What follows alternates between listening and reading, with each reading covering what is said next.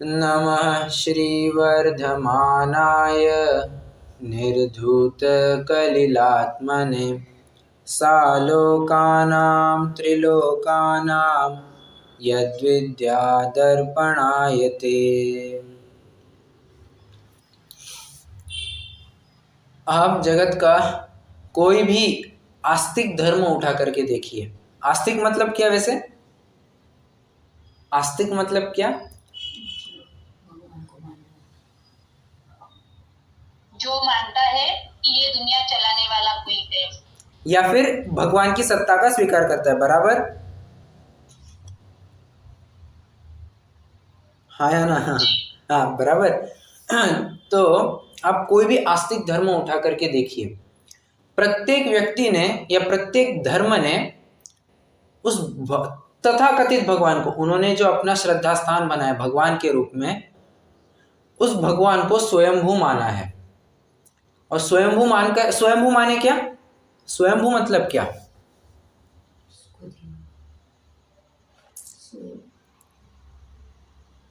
वो जो कुछ भी है अपने से है, उसे किसी परावलंबन की आवश्यकता नहीं है। वो किसी पर की सहायता से खड़ा नहीं हुआ है, या उसको किसी की दुआ से, किसी की बद्दुआ से, किसी के आश्रय से, किसी की सिफारिश से, किसी की कृपा से। क्या कहा? सेल्फ मेड ऐसा बोलेंगे? हाँ, सेल्फ मेड कह सकते हैं, कोई दिक्कत नहीं। सेल्फ मेड है, ठीक है। तो मैं वही कह रहा हूँ, किसी के एहसान से, किसी की कृपा से, दुआ से, बद्दुआ से वो भगवान नहीं बनाया जाता है, भगवान नहीं बनता है। बराबर? स्वयंभू है, परंतु शायद स्वयंभू की परिभाषा कोई ढंग से नहीं समझ पाया है। स्वयंभू कह करके किसी ना किसी प्रकार से वो संसारी जनों का कर्ता भोक्ता पना वहां ला ही देते हैं, और उसी में भगवान पना मानते हैं। मतलब ये मानते हैं कि ये जो भगवान है ना, ये भक्तों का कुछ अच्छा करते हैं, दुष्टों का निग्रह करते हैं, इसलिए वे भगवान हैं। ठीक है। परंतु हमने स्वयंभू की परिभाषा पहले ही डिसाइड कर ली है कि जो अपने से, स्वयं से बना हो, परावलंबन की अपेक्षा ना हो, परावलंबन की गंध ना हो, स्वयंभू तो उसे कहते हैं। तो अगर भगवान पने में किसी के कर्ता हर्ता पने की बात आती है, किसी को सुख दुख देने में साधक बाधक होता है, तो भगवान स्वयंभू किस प्रकार रहा, और स्वयंभू नहीं रहा तो वो भगवान कैसे रहा? कितने जन मेरे बात को अच्छे से समझ रहे हैं?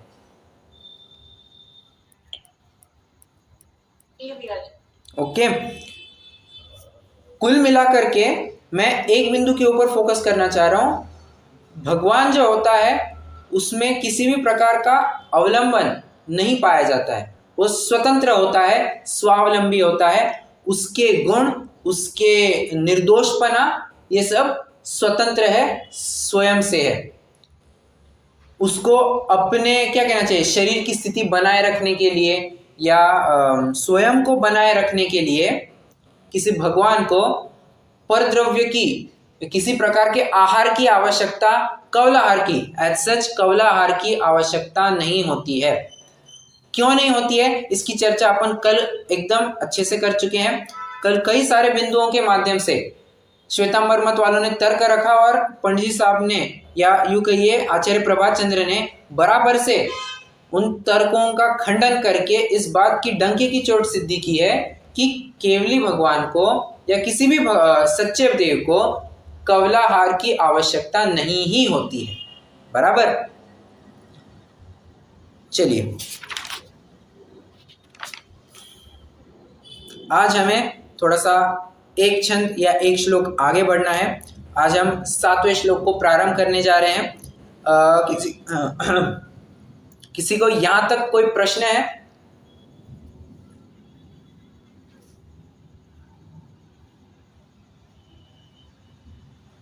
नहीं। ओके, ठीक है। चलिए, 7वां श्लोक अपन प्रारंभ करते हैं, पढ़ेंगे सभी जन एक साथ। परमेष्ठी परम ज्योति विरागो विमल कृति सर्वज्ञो नादि मध्यांत सार्वशास्तोपलाल्यते। यहां पर ना शास्ता के 8 विशेषण बताए गए हैं, ठीक है। 8 संज्ञाएं बताई गई है, या किसी प्रकार से आप इन्हें विशेषण भी कह सकते हैं, ठीक है। शास्ता मतलब क्या? शास्ता मतलब होता है आप्त, ठीक है। आप्त के 8 कौन कौन से गुण होते हैं? तो यहां पर नाम गिनाए हैं। कहते हैं परमेष्टि एक, परम ज्योति, विराग, विमल, कृति, सर्वज्ञ, अनादि मध्यांत और सार्व। 8 हो गए बराबर? हाँ 8 हो गए, ठीक है। अब क्या है, एक एक करके हम इनकी चर्चा करते हैं, तभी जाकर के इस सूत्र या श्लोक का हमें अर्थ ख्याल में आएगा। वैसे एक एक बात शायद मैं 6वें श्लोक में रह गई।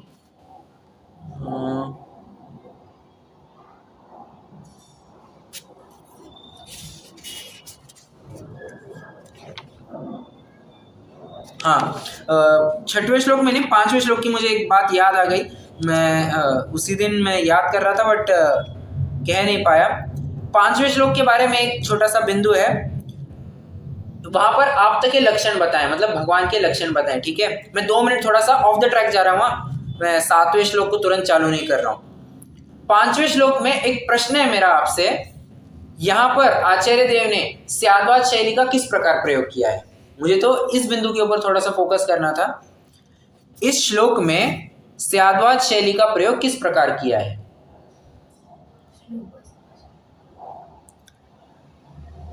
श्लोक क्या है?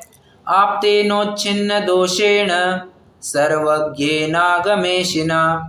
भवितव्यं नियोगेन नान्यथा ह्याप्तता भवेत्।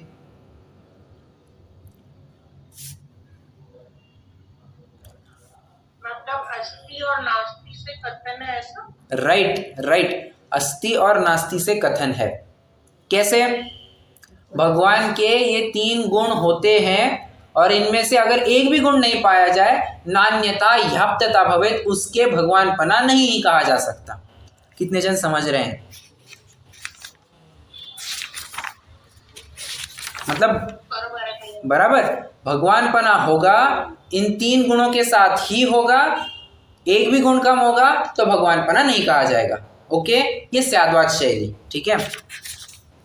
चलिए हाँ, आ जाइए अपने 7वें श्लोक की तरफ। 8 विशेषण या 8 संज्ञाओं की चर्चा। अब चाहे उस, हालांकि संज्ञा और विशेषण ये अलग अलग शब्द है, परंतु यहाँ पर 8 नाम या 8 संज्ञाएं ऐसे शब्द का प्रयोग किया है।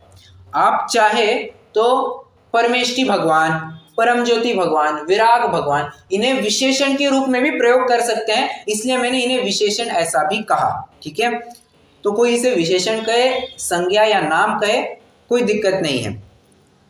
पहला है परमेष्टि। जब भी कोई बच्चा पहला पाठ पढ़ता है नमोकार मंत्र का, नमोकार मंत्र में किसकी बात बताई जाती है?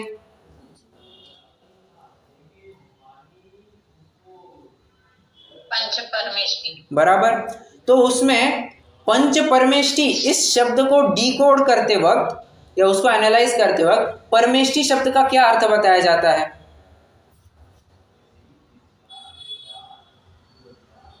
परम इष्ट जो है।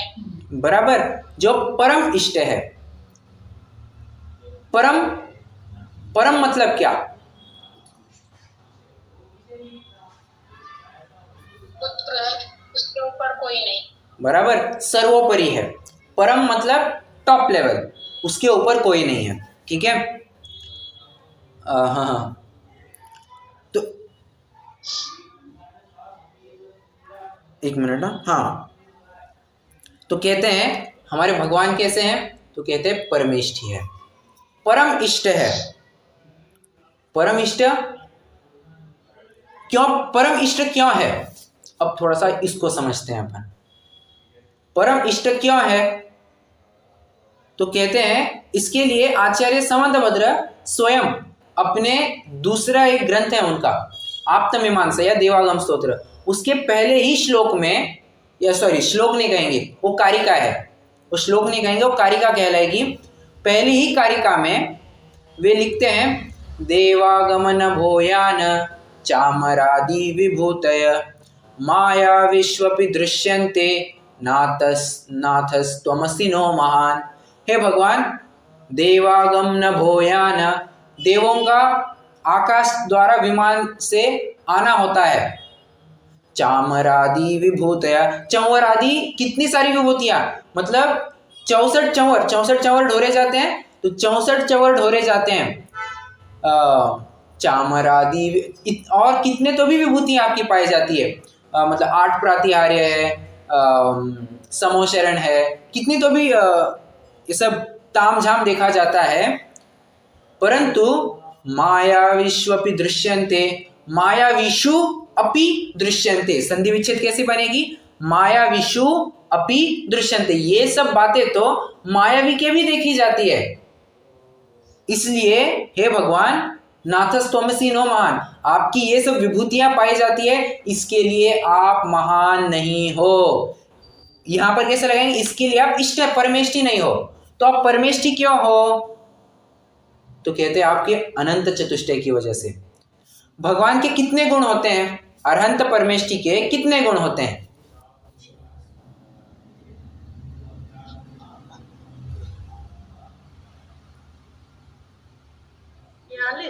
बराबर।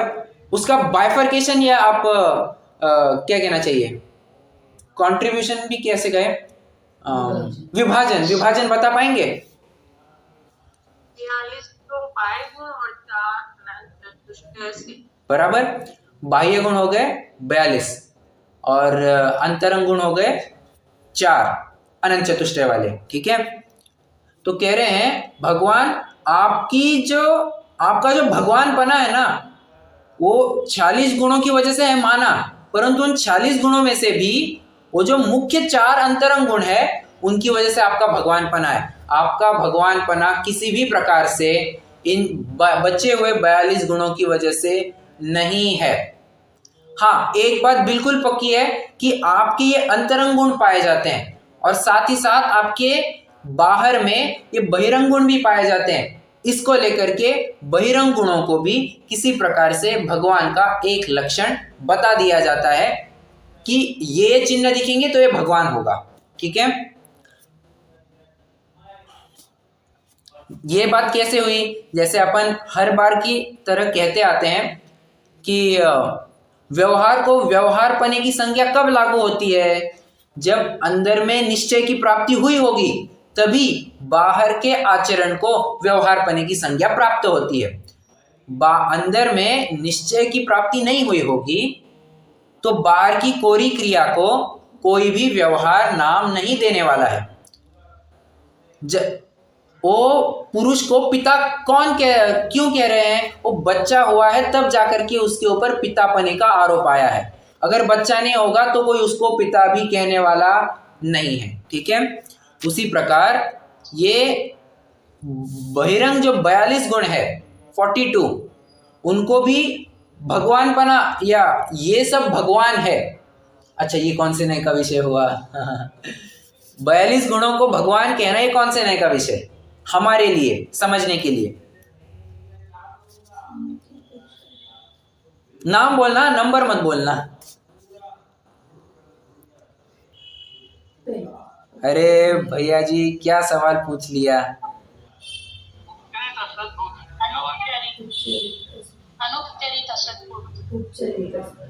उपचरित असद्भुत, अनुपचरित असद्भुत। अच्छा, आपके बीच में इलेक्शन करवा लीजिए।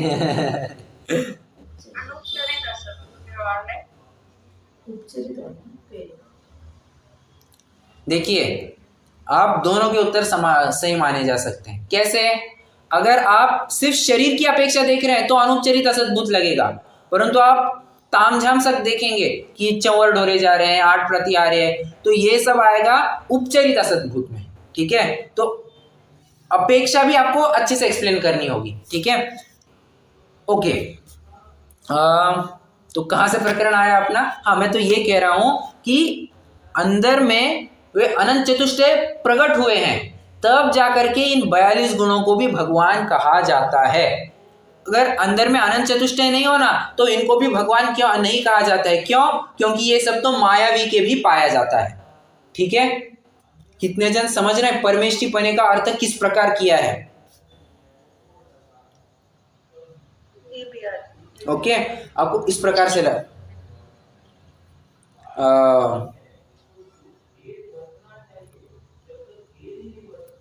यहां पर इन्होंने थोड़ा सा अलग प्रकार से अर्थ किया है, मैंने थोड़ा सा अलग प्रकार से अर्थ किया, परंतु घबराने की कोई जरूरत नहीं है।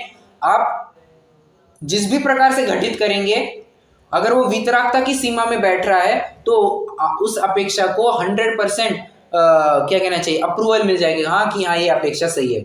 जब तक कि आप वितरागता के दायरे में है, आपके बात में से वितरागता निकलती है, तो उस अपेक्षा को कोई खारिज नहीं करने वाला है, सभी बातें सही मान ली जाएगी कि हाँ ये ऐसी अपेक्षा तो चल जाएगा, ठीक है। मैंने ये अर्थ किया, इसमें भी मुझे नहीं लगता कि कोई दोष आ सकता है। यहां पर क्या अर्थ किया है, लगभग उन्होंने वैसा ही अर्थ किया है कि इनके अंतरंग गुण भी पाए जाते हैं, 4 घातिया कर्मों का नाश किया है, और बाहर में इनके 42 गुण भी पाए जाते हैं, देवों का आना, चंवर ढोरना, 8 प्रतिहार्य, 100 इंद्रों के द्वारा वंदनीय। तो ये सब बहिरंग गुणों की अपेक्षा भी उन्होंने बात की है, ठीक है। चलिए, परमेष्टि की बात अपन ने कर ली, अब दूसरे गुण की तरफ आते हैं, परम ज्योति। अब यहां पर फिर से परम ये शब्द आया है। परम मतलब क्या? परम का एक अर्थ आपने देखा है उत्कृष्ट, एक और अर्थ होता है परम का, क्या? आवरण रहित। क्या अर्थ होता है? आवरण रहित। ज्योति, ज्योति मतलब क्या? ज्योति, पड़ोस में रहने वाली ज्योति, प्रकाश। बराबर, ज्योति मतलब प्रकाश। और प्रकाश यह शब्द अध्यात्म में कौन से गुण के लिए प्रयोग किया जाता है? ज्ञान गुण। करेक्ट, ज्ञान गुण के लिए प्रयोग में लाया जाता है। ज्ञान के आलोक में, आलोक माने प्रकाश, कहते हैं ना ज्ञान के आलोक में, ठीक है। तो ज्ञान और प्रकाश ये बहुत इंटरचेंजेबली यूज किए जाते हैं। तो यहां पर ज्योति मतलब कौन सी ज्योति? ज्ञान रूपी ज्योति।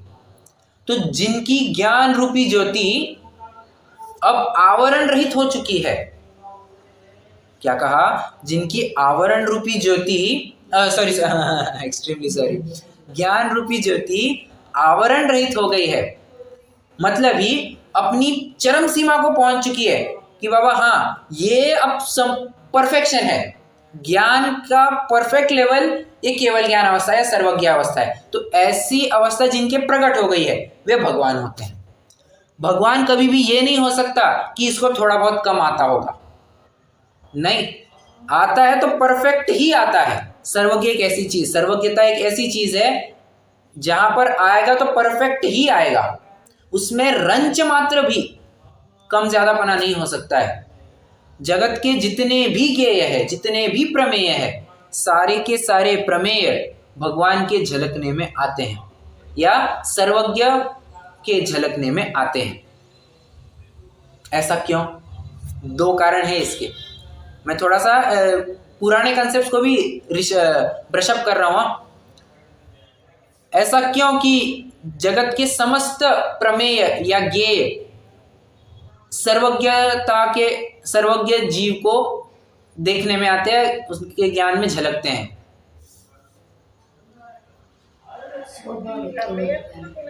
बहुत बढ़िया, एक कारण है प्रमेयत्व गुण के कारण। प्रत्येक वस्तु में प्रमेयत्व नाम का गुण है, प्रत्येक द्रव्य में, कण कण में।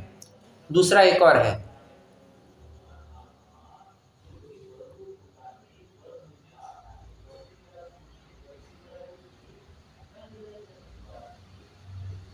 एक और कारण है,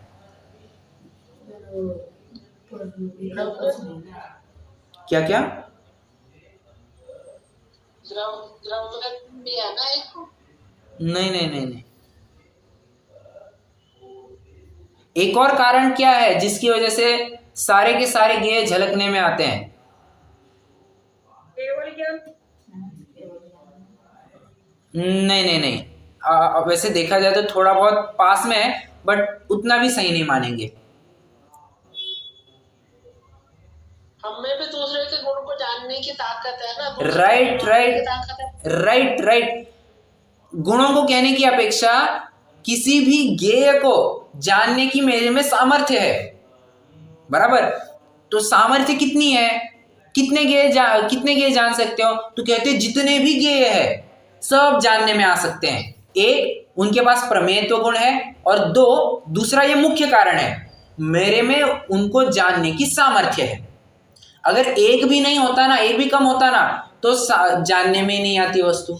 ठीक है, एक शक्ति की अपेक्षा, एक उपादान की अपेक्षा बात की, एक सामने वाले वस्तु की अपेक्षा बात की।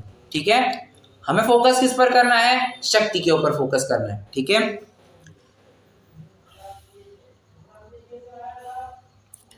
ये इनकी जो ज्ञान ज्योति है, जो आवरण रहित हो चुकी है, वो कैसी है, जैसे कि हमने कक्षा की शुरुआत में ही चर्चा की थी, स्वावलंबी है, पराधीनता रहित है।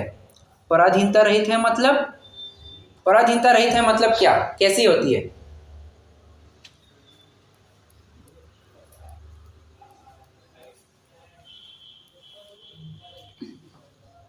अरे जितने भी इंद्रियों के हाँ बोलिए। इंद्रियों के अधीन नहीं है। राइट, बहुत बढ़िया, ये परफेक्ट आंसर। इंद्रियों के अधीन नहीं है। क्यों साहब, इंद्रियों के अधीन क्या नहीं है? क्योंकि केवल ज्ञान यह प्रत्यक्ष प्रमाण है, और प्रत्यक्षम विशदम प्रत्यक्षम, या फिर स्पष्ट प्रतिभासात्मकम प्रत्यक्षम। और एक है, मैं याद नहीं कर पा रहा हूं, परंतु जिसको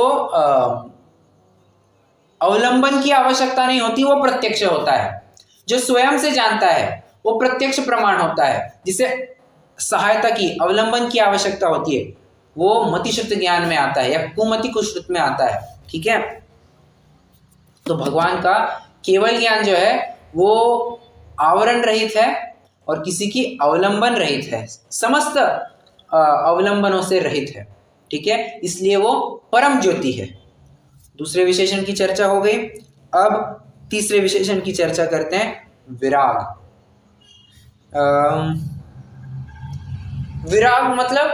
विराग मतलब ही वीतराग। विराग कहिए, वीतराग कहिए, एक ही बात है। विराग के साथ साथ एक और शब्द क्या आ सकता है छुपे रूप से? वीतराग का मतलब ही क्या? राग रहित नहीं, राग रहित, विराग मतलब ही राग रहित हो गया ना। राग रहित के साथ साथ एक और क्या पद जोड़ सकते हैं, या एक और क्या विशेषण जोड़ सकते हैं?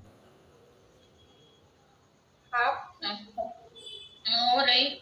नहीं नहीं, द्वेष रहित।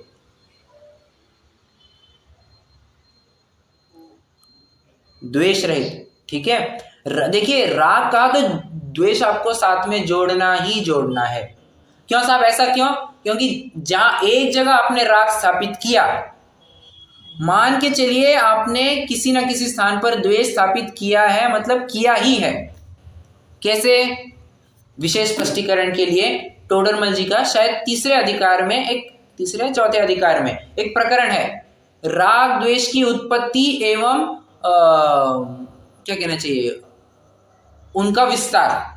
राग द्वेष की उत्पत्ति और उनका विस्तार नाम का एक प्रकरण लिखा है उन्होंने, जहां पर वे स्पष्ट रूप से कहते हैं कि आप मान के चलिए आप 0 पॉइंट पे खड़ी, एक अजम्पशन है, ऐसा कभी होता नहीं है कि आप बिना रागी और बिना द्वेषी पोजीशन पर है, सिर्फ एक अंडरस्टैंडिंग पर्पस के लिए है। मान के चलिए आप 0 पोजीशन पर खड़े हैं, वहां से आपने किसी एक वस्तु में राग किया, मान लेना चाहिए आपने द्वेष को खड़ा किया है, मतलब किया है। ठीक है, आपने अगर अमेरिका के साथ दोस्ती की है, मतलब चीन के साथ आपने दुश्मनी मोड़ ली है, चीन के साथ दोस्ती की है तो अमेरिका वालों के साथ दुश्मनी मोल ली है आपने, राग किया है तो कहीं ना कहीं द्वेष आएगा ही आएगा। ठीक है, इसलिए जब भी मैं आपको पूछूं कि विराग या वीतराग के साथ साथ या फिर राग के साथ साथ और क्या आ सकता है, तो तुरंत आपका उत्तर होना चाहिए द्वेष आ जाएगा। ठीक है, तो भगवान ना रागी है ना द्वेषी है। ठीक है, वो एक छोटा भजन भी आता है ना रागी बनूंगा ना द्वेषी बनूंगा, भगवान की संतान हूँ भगवान बनूंगा। मतलब क्या? भगवान कैसे है? वितरागी वितद्वेषी। तो जैसे वे वैसे ही मैं बनूंगा। कैसे? वितरागी विद्वेषी। ठीक है। क्यों? एक को पास करने में क्या दिक्कत है? एक को भी पास में किया तो संसारी उसका फल मिलने वाला है। कैसे जाना हमने? अरे राग और द्वेष ये एक ही मतनी की दो डोरियां हैं। आप जिसको भी पास करोगे फल स्वरूप आपको संसार ही मिलने वाला है। राग द्वेष द्वयी दीर्घ नेत्राकर्षण कर्मणा अज्ञानात् सुचिरम जीव संसाराब्धो भ्रमत्यसो। राग द्वेष एक मतनी की दो डोरियां, आपको किसको भी पास करेंगे आपको फलस्वरूप संसार ही मिलना है। ये मैंने छंद और उसका अर्थ ऐसे इस प्रकार से बता दिया। ओके, बाकी फिर हमने कई सारी चर्चा, मतलब एक दो छंद पहले चर्चा करी है कि मान के चलिए वितरागी ना होते तो क्या दिक्कत होती। तो इस विषय के ऊपर भी अपन ने काफी खुलासा किया हुआ है। मुझे नहीं लगता उतना पूरा स्पष्टीकरण यहाँ पर आवश्यक है। हम अगले गुण की तरफ बढ़ते हैं। विमल। वैसे विमल मतलब क्या? पान मसाला। पान मसाला बोले तो विमल। बिना मल रहित, बराबर। पान मसाला वगैरह वो तो पूरा मैल है, मल है, गंदगी है। ठीक है, तो मल रहित।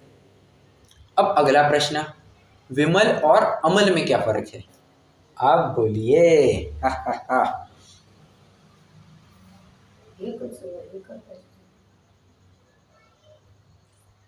सिद्ध भगवान अमल है हाँ, और अरियंत भगवान विमल है। मैं सिद्धों को भी तो विमल कह सकता हूँ।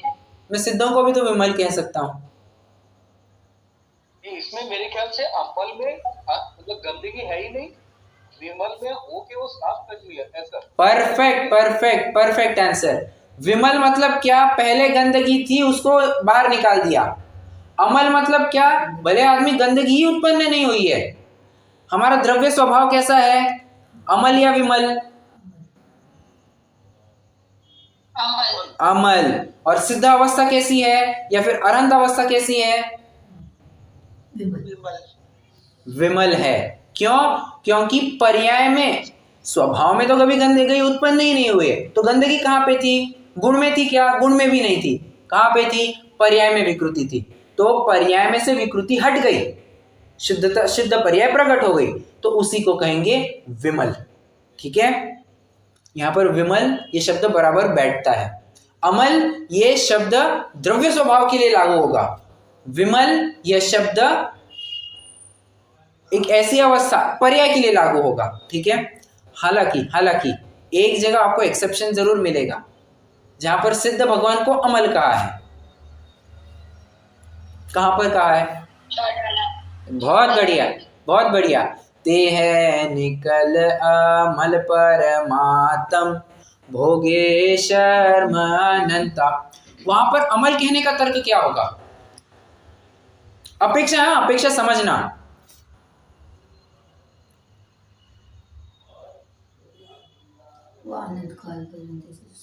द्रव्य की दृष्टि से ओके,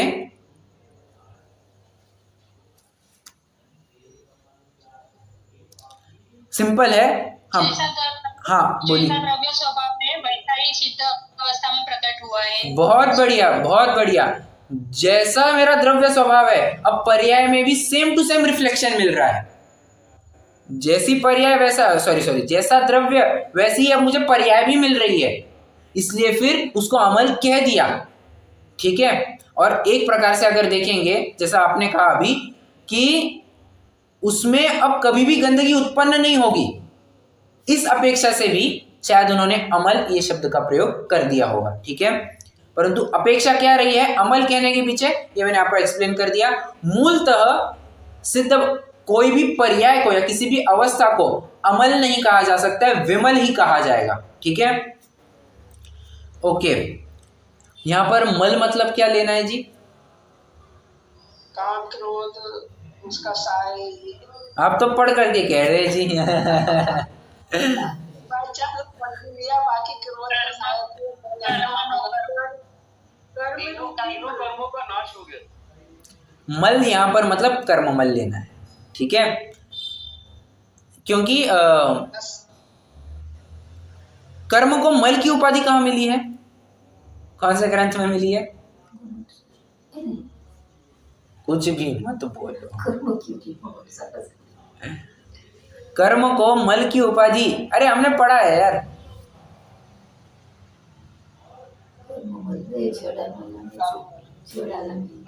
हिस्ट्री में पढ़ा वो कर्म निर्वरण वो रहित कुछ ऐसा पढ़ा है, क्या क्या?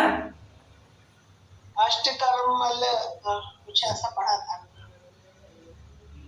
अरे छेड़ाला में ही तो पढ़ा है अपन ने। ये जो अभी अपन ने एक लाइन पढ़ी ना, उसी के ऊपर वाली लाइन थी, ज्ञान शरीरी त्रिविध कर्ममल वर्जित सिद्ध महंता। त्रिविध कर्ममल आ गया, कर्ममल, और फिर उसी की नीचे की लाइन है, ते है निकल अमल परमात्म भोगे शर्म अनंता। कितने जन समझ रहे हैं बात में क्या बताना चाह रहा हूं, या बाउंसर जा रहा है? ठीक है भैया जी। हेलो, इसमें जो दूसरी जो गाथा है उसमें जो वर्ड यूज है ना, कर्म निर्वहणम, हाँ, आप उसको रेफरेंस दे रही हैं? नहीं नहीं, वो तो कर्मों का निवारण करेगा, ऐसा ऐसा अर्थ है वो। Correct to say that. ना ना, वो अर्थ नहीं बैठेगा जी यहाँ पे, क्योंकि वहां पर कर्म धर्मम कर्म निवर्हणम, मैं कर्मों के नाश का उपाय बताऊंगा। वहां पर कर्म को मल ऐसे विशेषण का जोड़ नहीं हुआ है।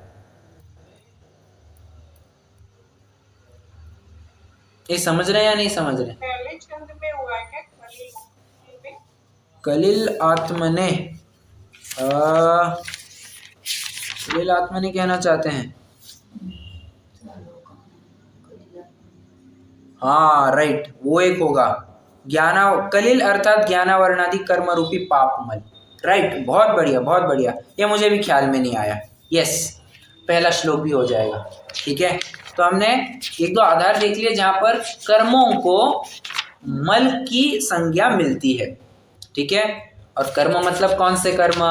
तीनों कर्म, त्रिविध कर्ममल। त्रिविध बताया ना, मतलब तीन प्रकार के कर्ममल। कौन से? द्रव्य कर्म, भाव कर्म, नो कर्म। ठीक है, इनमें से भाव कर्म तो अब रहे नहीं भगवान के। ठीक है, द्रव्य कर्म है सो है, और नो कर्म है सो है, अब इनका भी अभाव होने वाला है। भाव कर्म, तो भाव कर्म मतलब क्या? राग द्वेष। राइट, इन एकदम सिंपल वर्ड्स में कहना हो तो राग द्वेष मोह को ही भाव कर्म बता दिया। कर्म नहीं, राग द्वेष मोह के रूपी जीव के परिणाम, पर द्रव्य में एकत्व ममत्व कर्तृत्व भोक्तृत्व वाले परिणाम, ये क्या कहना चाहिए, भाव कर्म में आ जाएंगे। ठीक है, एक मिनट ध्यान से, हाँ जी। ये जो मोह किस में आएगा और राग और द्वेष किस में आएंगे? देखा जाए तो क्या क्या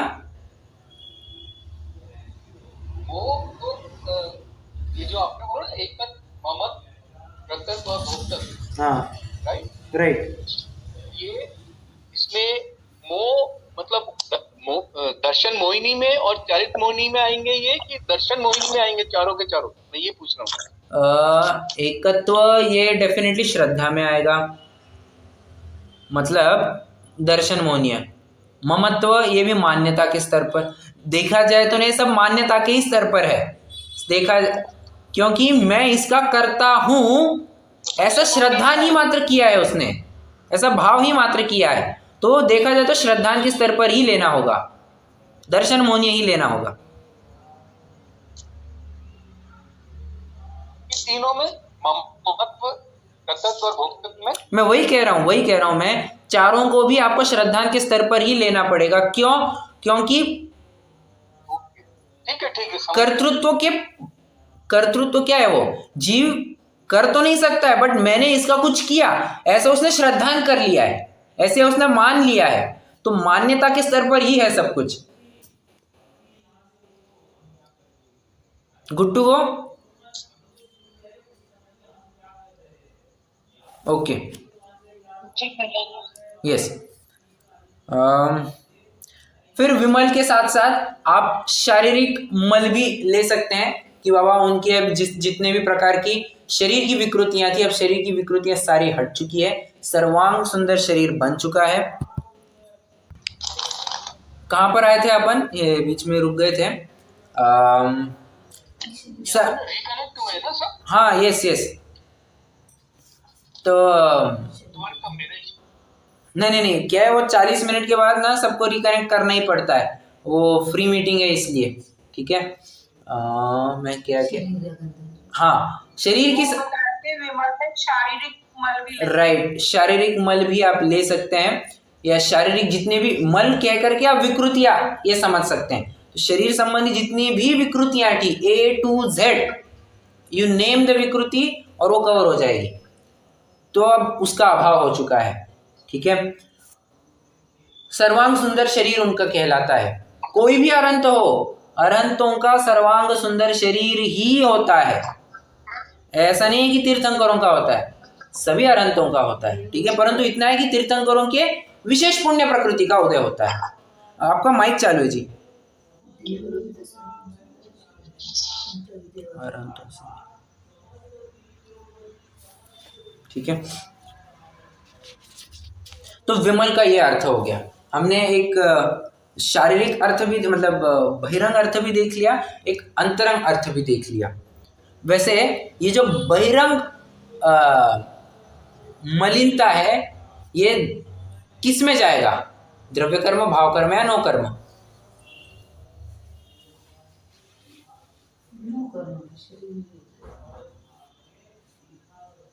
बोलिए। करेक्ट, नो कर्म में जाएगा। ठीक है, अगला विशेषण है कृति। ये जो आप बोल रहे हैं हाँ, नौकर में, मतलब ये जो मतलब बॉडी से रिलेटेड, राइट, बॉडी से related, all about physical appearance and about concern with the body. ठीक है, अब अगला है कृति। कृति मतलब हाँ, यहाँ पे द्रव्य कर्म में क्या आएगा फिर? द्रव्य कर्म 8 कर्म।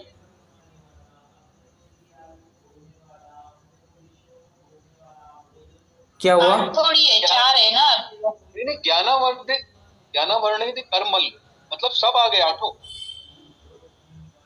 नहीं, अभी अरियंत की बात चल रही है हाँ, ना, अरियंत की तो बात चल रही है, तो चार 4 ही लेंगे। वर्ण आदि लिखा है ना इसमें, तो मुझे ऐसा लगा। नहीं, परंतु अरहंतों का प्रकरण चल रहा है ना, तो यहाँ पर आपको घाती कर्मों तक ही स्वयं को रेस्ट्रिक्ट करना है।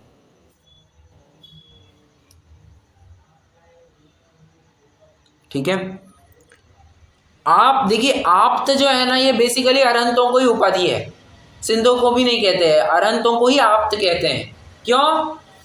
मूलतः उनसे देशना मिलती है, वे उपदेश देते हैं, धर्म का प्रचार प्रसार करते हैं, और हमसे कनेक्टेड है, जन सामान्य से वे जुड़े मतलब कैसे? तत्वोपदेश के माध्यम से वे जुड़े हुए हैं। ठीक है, इसलिए अरहंतों को आप्त कहा जाता है। आगे कृति मतलब क्या? कृति कौन है? कृति सेनन एक्ट्रेस है। अरे ना रे बाबा, ऐसे लोगों को कहाँ लाएंगे यहाँ पे। ठीक है, कृति मतलब देखिए, इन जनरल साहित्य में कृति मतलब क्या होता है? Creation, type of sort of activity और टाइप ऑफ क्रिएटिविटी, कुछ भी आप कह सकते हैं। ठीक है, तो एक होती है ना कृति पत्रिका। कृति पत्रिका मतलब असाइनमेंट पेपर, ऐसा कुछ कहते हैं उसको, I am not so sure. कृति मतलब कोई एक कार्य, ठीक है, कार्य के रूप में, एक्शन के रूप में बताया जाता है। सॉरी, मतलब भगवान के अब कृतकृत्यपना आ चुका है। कृतकृत्यपना मतलब करने योग्य कुछ भी नहीं बचा, जितना करना था कर चुके हैं, उसे कृतकृत्य कहते हैं। वैसे कृतकृत्य आपको बताऊं, यह विशेषण अरहंतों के साथ साथ एक और परमेष्ठी को मिलता है।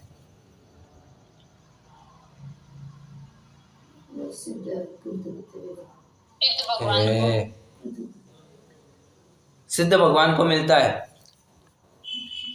कैसे?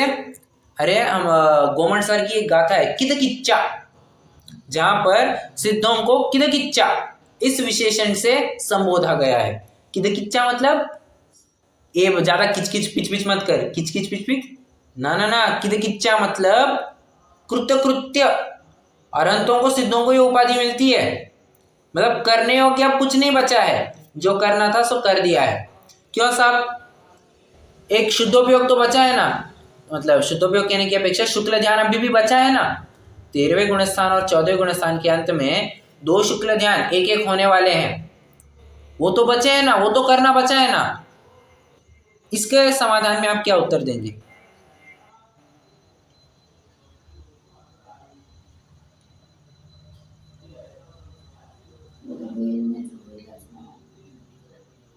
बोलिए।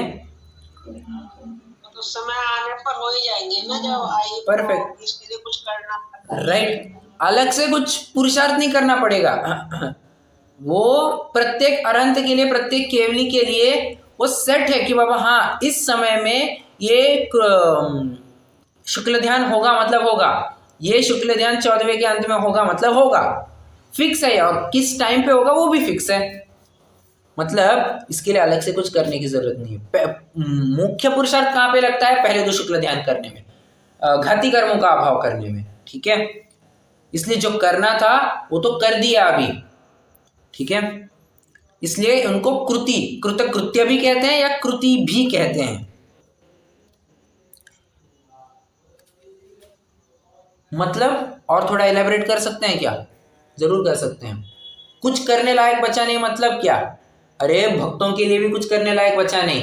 अरे जब स्वयं के लिए कुछ करने लायक बचा नहीं है तो भक्तों का क्या ही करेंगे, क्या ही करेंगे, ठीक है। इसलिए जो ये मान्यता बनी है, क्या ये भगवान अमुक काम कर देंगे, अमुक मंत्र अमुक भगवान के सामने जाओ तुम्हारी कार्य सिद्धि हो जाएगी। भगवान ने क्या ठेका ले रखा है क्या? हैज ही गेन्ड और taken a patent for the same? क्या भाई ये काम तो मैं ही करके लूंगा? क्या पेटेंट है किसी का? क्या हक है किसी का? ठेका है? शक्य नहीं है ये बात। ठेका प्रत्येक के अपने अपने पुण्य ने ले रखा है कि हाँ ये फल मैं दिए बिना रहूंगा ही नहीं, ये फल तुझे मिल करके रहेगा, या पाप होगा तो ये फल तुझे मिल करके रहेगा। ये किसी भगवान ने ठेका नहीं ले रखा है, और ना ही भगवान कुछ कर भी सकता है। भगवान के कृतकृत्यपने में ये अर्थ आता है क्या कि वे किसी के करता हरता है नहीं, वे किसी का कुछ कर नहीं सकते हैं। क्यों? अब उनके लिए कुछ करने लायक बचा नहीं, तभी जाकर के वो भगवान बने हैं।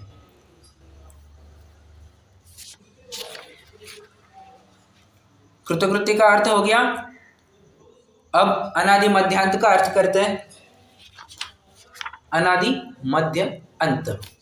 अनादि मतलब भूतकाल, मध्य ये सर्वज्ञ है। हाँ, क्या का प्रश्न नहीं समझ में आया? आवाज क्लियर नहीं। एक कृति के बाद सर्वज्ञ विशेषण है ना इसमें, वो क्या है? नहीं, यहाँ पर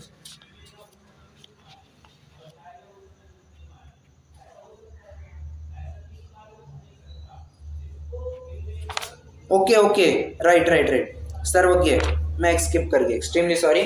सर्वज्ञ है। सर्वज्ञ इसकी चर्चा अपन कर चुके हैं कि 3 लोग 3 काल के समस्त पदार्थों की, 3 काल की समस्त पर्याय एक साथ एक समय में युग पर झलकने में आती है। ये किसका कमाल है? ये एक वो सर्वज्ञ स्वभाव का कमाल है जो कि जिसमें शक्ति थी, और एक उस पर्याय का भी कमाल है जो अभी स्वभाव रूप से ही प्रकट हो चुकी है। जैसा स्वभाव वैसी पर्याय भी दिख रही है। इसलिए वो स्वभाव और द्रव्य दोनों का कमाल है कि सब कुछ देखने में आता है, सब कुछ जानने में आता है। और सर्वज्ञ ये निरावलंबन रूप से जानने के लिए जाना जाता है। आलंबन सहित जानना इस सर्वज्ञ पने के खाते में नहीं आ सकता है। ठीक है, अगला है अनादि मध्यांत। अनादि मध्यांत, अनादि माने भूतकाल, मध्य यहाँ पर वर्तमान के बारे में बताया जा रहा है, और अनंत, अनंत मतलब भविष्य के बारे में कह रहे हैं। भगवान कैसे जानते हैं?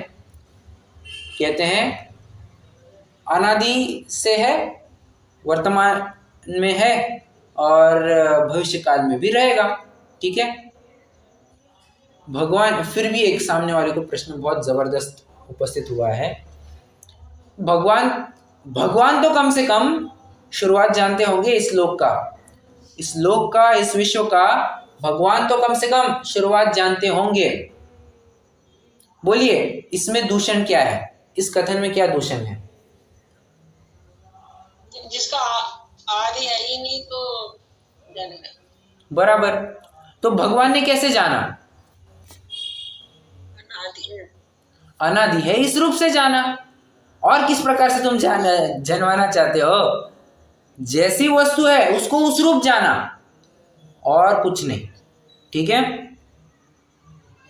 कुछ तो स्टार्ट पॉइंट होना चाहिए था, अगर स्टार्ट पॉइंट होता तो सर्वज्ञ पने के ऊपर सीमाएं आ जाती, और जहां पर लिमिटेशन आ गई वो पूर्णता को प्राप्त नहीं हो सकती है। ये बात 100%, ठीक है, 100% ट्रू फैक्ट है। इसलिए अनादि, मध्य और अंत तीनों पर्यायों को जानते हैं भगवान।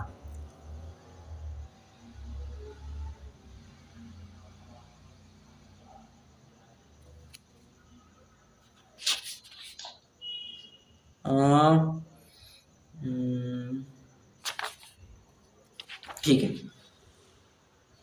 अनादि मध्यांत का भी अर्थ हो गया। अब सार्व का अर्थ करते हैं।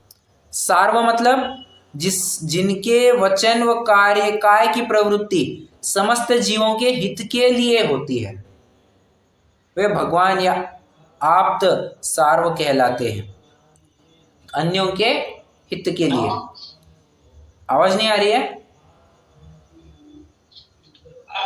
आ रही है। ओके। क्या कह रहा था? हाँ, अन्यों के हित के लिए।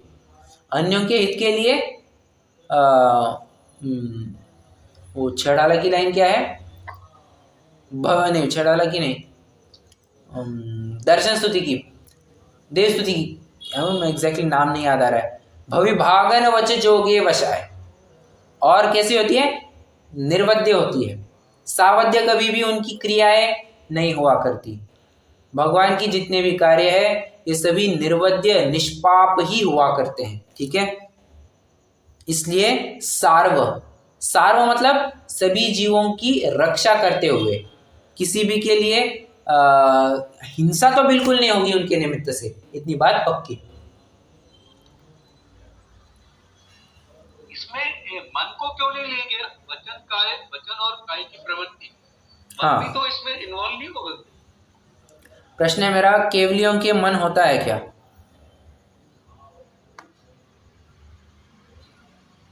उनके मनोयोग है क्या? नहीं। उनके से वचन योग और काय योग है। मन योग उनके अभी नहीं रहा है, तो जब मन योग ही नहीं रहा तो मन भी नहीं। तीनों योगों में से दो बचे हैं। राइट, ठीक है। Yes, done. आज हमने 7वें श्लोक के ऊपर भी चढ़ाई कर दी है, सफलता भी मिल चुकी है हमें। 7वें श्लोक में अगर किसी को कोई शंका हो तो आप जरूर पूछ सकते हैं, नहीं तो अभी अपन जिनवाणी स्तुति करेंगे और रुक जाएंगे।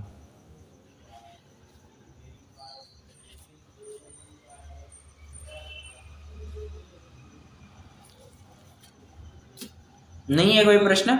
चलिए रुकते हैं।